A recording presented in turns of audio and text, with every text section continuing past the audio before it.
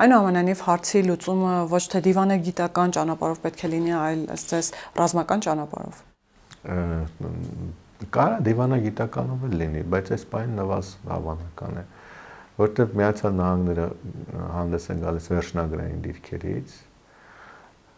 որովհետև կերպ պատրաստ չի փոխզիջման, այնուամենայնիվ հիմա հենց այդ դիրքավորումն է երևում Միացյալ Նահանգների կողմից, որքան էլ որ գնում են բանակցություններ, փուլ առ փուլ ինչ որ հարցերի շուրջ գալիս են համաձայնություն, բայց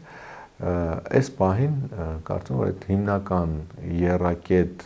գործարքից, այսինքն որի մասին նշեցինք միջուկային, հրթիռաշինականը եւ տարածաշրջանային ակտիվացումը,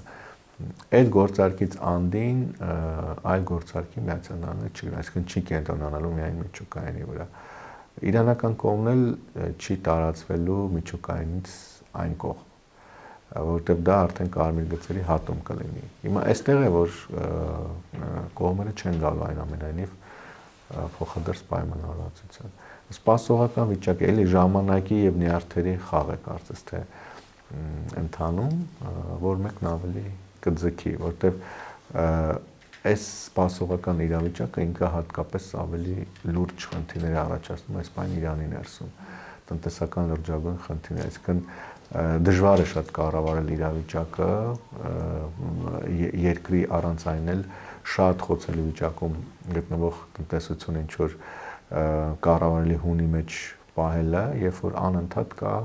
ռազմական հարվածի հնարավորություն։ Եվ հասարակությունը լարված անընդհատ սպասում է այդ, այսինքն տնտեսական ակտիվությունը, թե արտաքին, թե ներքին, ինքը խիստ սահմանափակվել է, իսկ սա արդեն կարող է տանել տնտեսության ամբողջական փլուզման։